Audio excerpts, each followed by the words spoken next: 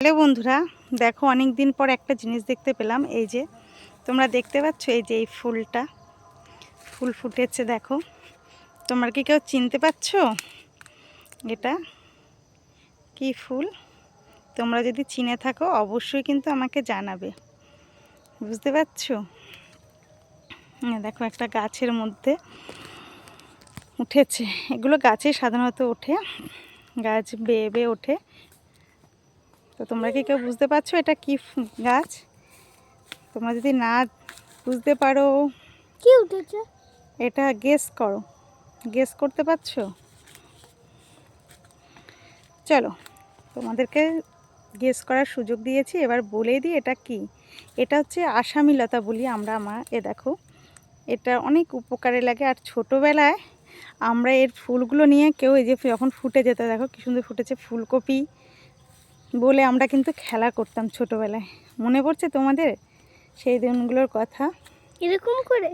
হ্যাঁ, এরকমভাবে আমরা ফুলকপি বানিয়ে খেলতাম ছোটোবেলায়। তো তোমরা কে কে এরকম এইসব ফুল দিয়ে ফুলকপি বানিয়ে খেলেছো বলো তো? এই গাছগুলো এখন খুব কম দেখা যাচ্ছে।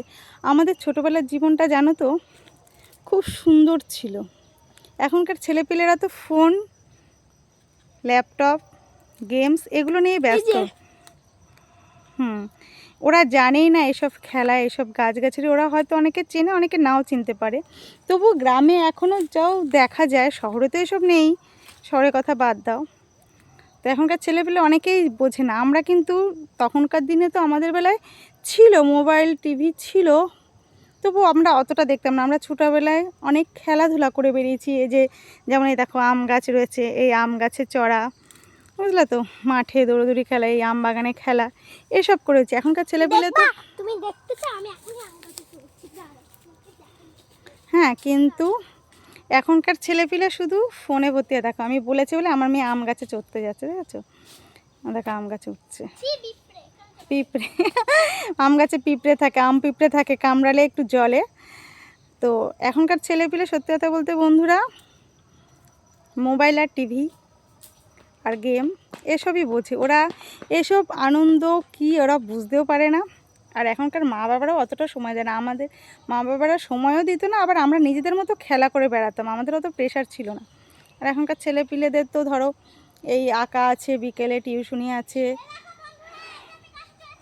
ওই দেখো আমার মেয়ে গাছে উঠে পড়েছে, দেখতে পাচ্ছ তোমরা? ওই দেখো, বলেছি ওকে তাই।